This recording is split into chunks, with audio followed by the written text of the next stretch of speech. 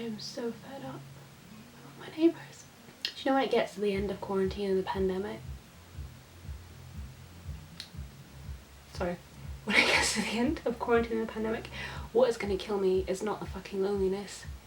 It is the thumping of this shit music day after day. Kid you not, starts at 9 AM in the morning and they're not done until midnight, and they have a tiny garden. I don't know what they're doing down there, but it's constant. Every single day of my life is this thumping music, and I've been wanting to film this video for 3 days. I've known what my wrap up is going to be for 3 days, and I've just been waiting and waiting for like a slice of time where that bloody music isn't playing. And it doesn't exist. I don't remember what my life was like before this music. Like, do I even want to film this video? I've made an effort. I brought out a new shirt. I put, you know, my hair up. I made myself look the most presentable I've looked in a week. But will I have to just refilm this? Will this ever see the light of day? Is this footage usable because this shit music is in the background? What to do? I'm just gonna push on. I'm just gonna push on, and I'm gonna try and enunciate and not leave any gaps in my speech so that you don't have to hear it. I'm gonna speak over it, and this video is gonna be very intense. I mean, the only blessing is that I only read 4 books in January anyway, so this video shouldn't be too long and you shouldn't have to suffer with me for very long. At least you get to leave. You get to leave at the end of this video. I have to stay in this room with that bloody music. So yes, I only read 4 books in January 2021, which obviously is not the most raring start to my reading year in January, but last January 2020 I read a grand total of 0 books, so we're up like 400% on that, so that's great. And also 2 of the books that I read were over 500 pages, so I feel like not too shabby. The 4 books I read in January totals at 2,049 pages, so not too bad. My first book of 2021 was The Invisible Life of Addie LaRue by V.E. Schwab. Now, this was on a lot of people's most anticipated last year, and it made a lot of people's most disappointing list and also their best books of the year list. Obviously not the same people, different people. It made different people's best and disappointing. Oh my god, this music, it's fried my brain. That's what's happened. But I personally fell on the love side of the spectrum for the reception to Addie LaRue. And for anyone who doesn't know, this book follows a girl in 17th century France. I said that with so much confidence and then I just... yes, it's in Vion-sur-Sarthe. I don't know if that's a real place. In France in 1714, and we follow Addie, who lives a pretty normal existence for a woman back then. It's like, you know, you get married very young, you have children, you do the very predictable thing, and Addie is like approaching the tail end of her teen years, which obviously means that you're going to be spoiled goods very soon. I mean, what use do you have other than to get married and please a man? And she's very frustrated with this idea. She doesn't like it.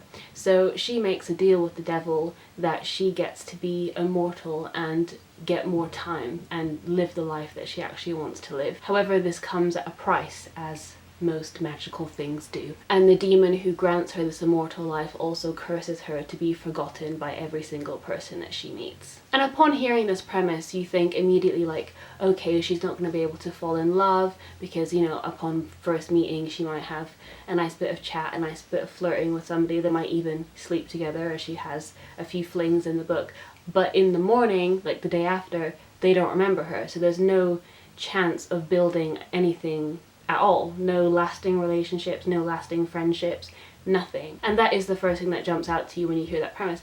But the curse works on like a much more practical level too. For example, Addie never has a place to live because she can't get a job to earn money to pay rent. And on the rare times that she's managed to get a room in a hotel, she will arrive in the lobby and, you know, pay for her room or whatever, goes up to her room, and then the next day they've forgotten who she is and they think that she's someone that snuck in and they kick her out. So yes, it's sad that she can't fall in love and she doesn't have any friends, but on a more basic level she's just completely detached from the world. She has no place to call her own, she has no object, she has nothing of any permanence. She's completely untethered, she is transient, and she has this ghost-like existence where she just doesn't stick to anything, and the whole book is her trying to leave her mark in any way that she can. And I'm usually quite a fast reader, but I let this one take its time, because obviously we follow Addie throughout a large period of time. The book covers 300 years and it flips from past to present, so I purposely let this one last longer because I wanted to feel like the passage of time. I wanted to feel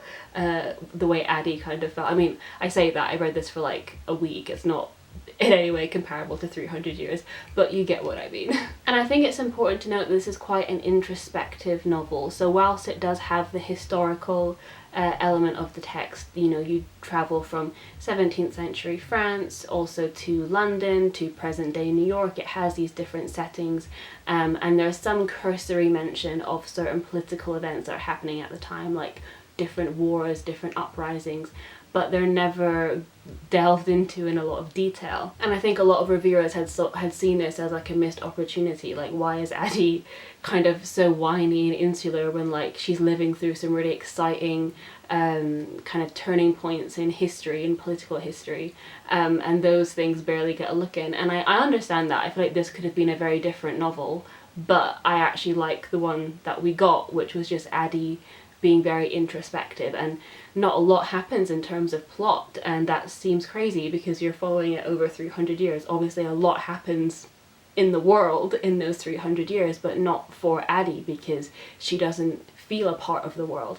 And I think that makes sense. And I understand the criticisms that this is a very white book, and it seems a bit strange that Addie has all this time to travel and she only really ends up in predominantly white kind of European English-speaking countries, for example, like London, the States, France. They're very like whitewashed areas of history. And Cindy from Read with Cindy did a really interesting video on the whiteness of Addie LaRue and whether or not, you know, V.E. Schwab should have included, you know, more people of color or, you know, more diversity in the places that Addie visits. But then you get into quite strange territory quite quickly because, for example, Addie going to places like Africa or Asia, that could get quite bad quite quickly in terms of tokenism and white saviorism. Like, what would Addie even be doing in those areas? And so in this book, V.E. Schwab has kind of stayed in her lane in the sense that she's written the story that she feels comfortable writing. She hasn't tackled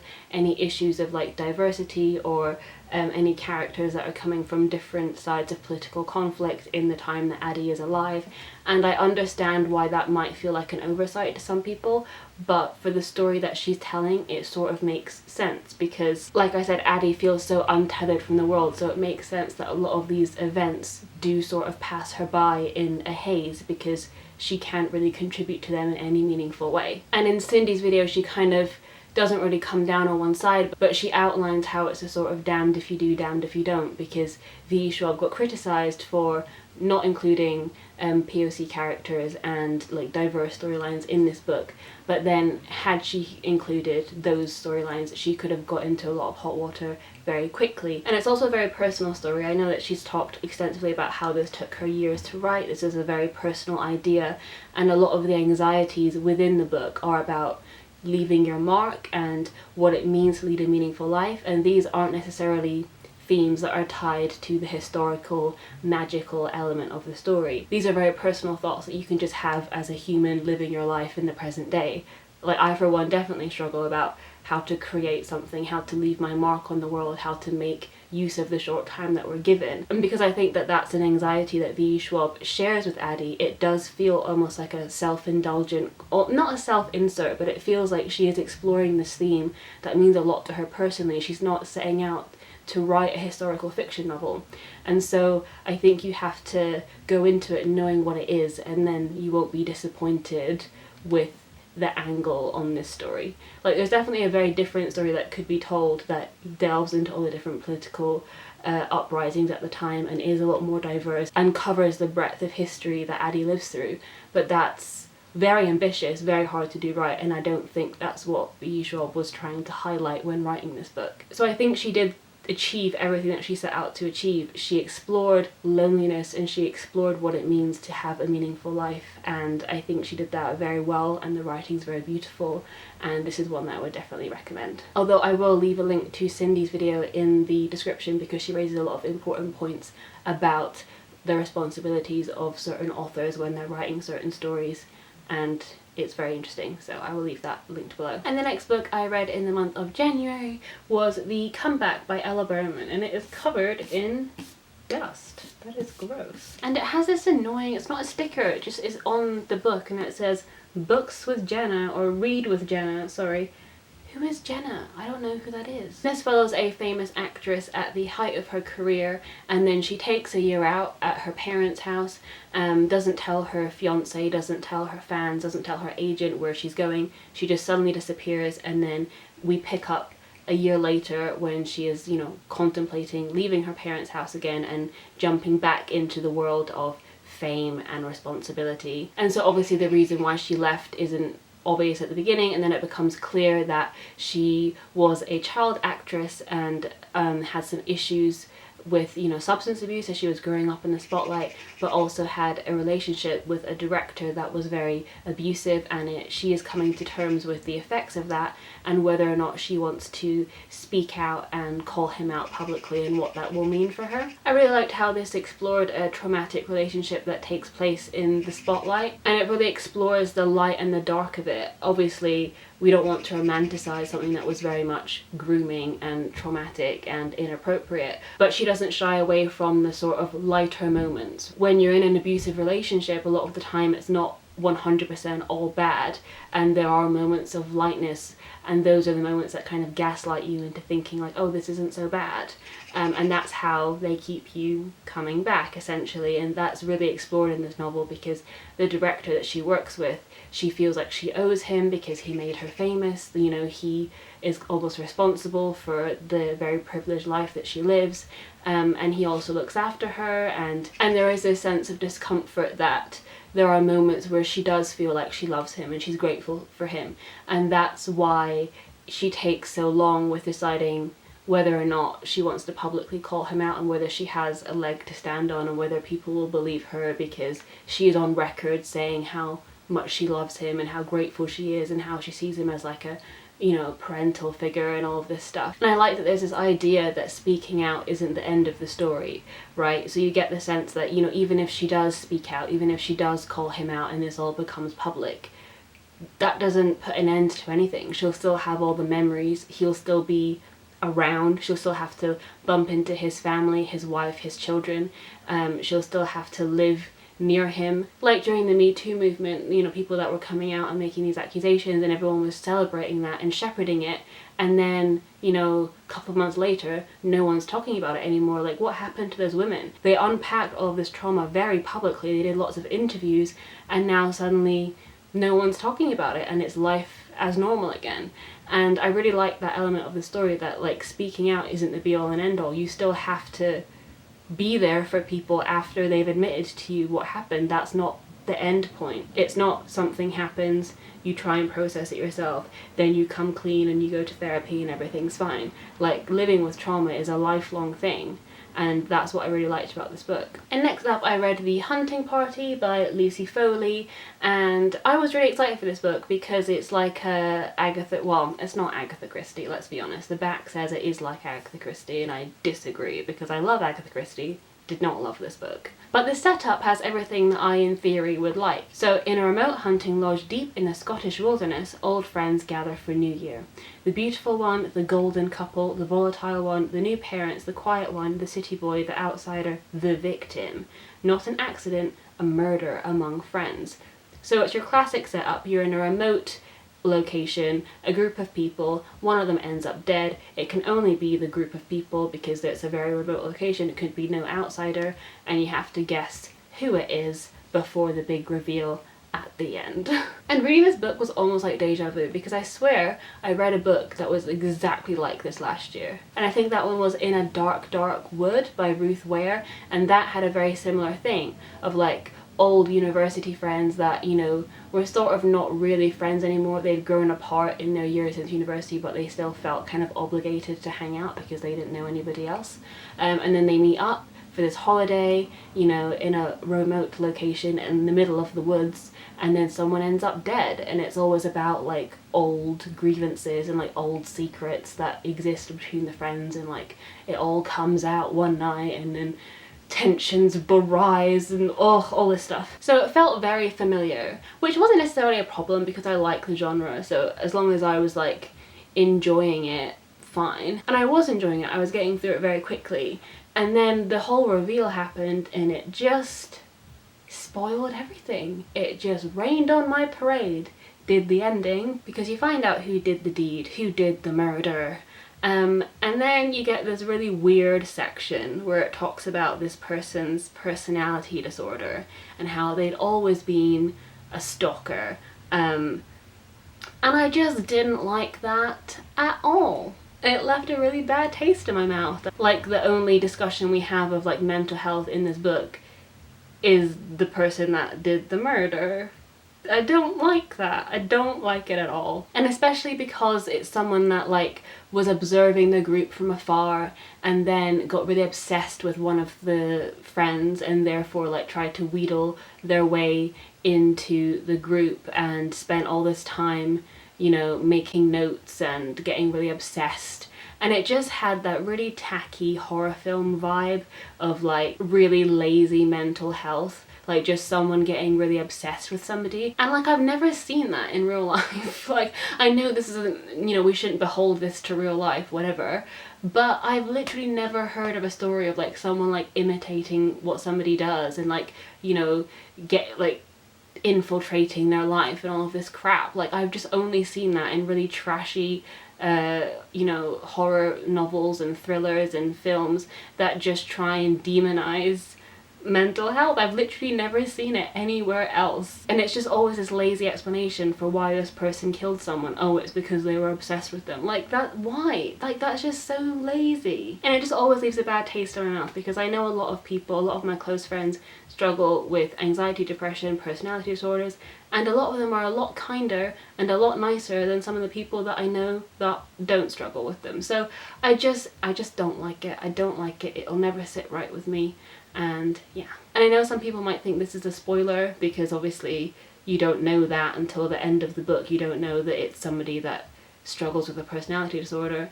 But I just feel like that could be potentially triggering for some people, and like it's just a very lazy wrap-up ending, and like you don't want to waste your time on it if that's something that's also going to rub you up the wrong way. So that's why I'm saying it in this video. But if you still want to read it, I've not given away who it is and what, you know, you can still read it if you so want to. And then the last book I read in January was A Little Life, and oh my god, that feels so good to say. This book has been on my TBR for yonks, for literal years.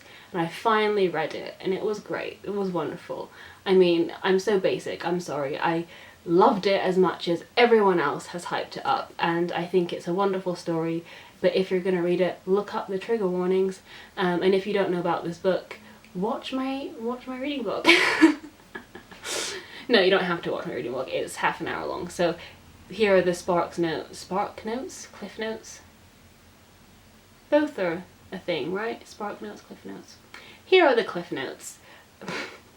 A Little Life follows Jude, who has had some severe childhood sexual trauma, and when he is an adult and he has a very strong group of friends, he struggles to really connect with them because of his trauma. And it essentially explores the fact that, you know, trauma is not like a one-time thing, and you don't just stop having trauma once you've been removed from the traumatic situation. You know, he's an adult, he has wonderful friends, he has no reason to still hate his life, he's in a safe place, there are no external dangers, but he still daily struggles with his trauma and he can never verbalize it to his friends, and it just follows them throughout the years as different things happen in the friendship group and different things happen to Jude, and it's just wonderful. It's so well written, and I love that this explored a different side of friendship, and Hanya Nagahara highlights this in interviews where she talks about the book, that she doesn't want to get married, she personally doesn't believe in marriage, and not a lot of her friends do, and she wanted to write a book that showed that showed a group of friends that weren't focused on getting married and having kids. That wasn't their priority. Their priority was just being friends and being there for each other.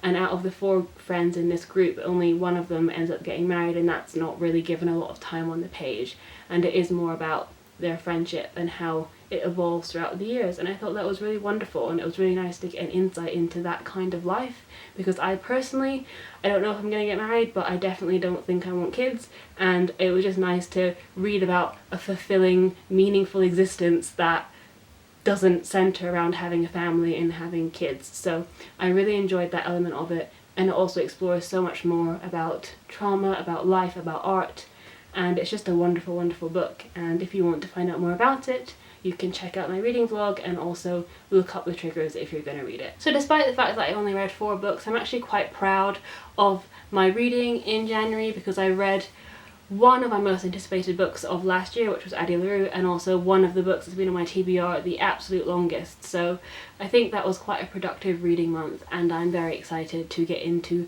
February, because I'm going to be reading some steamy romance picks that I've not read before. Romance is not my genre, so I'm going to try it out in February, so look out for that reading vlog.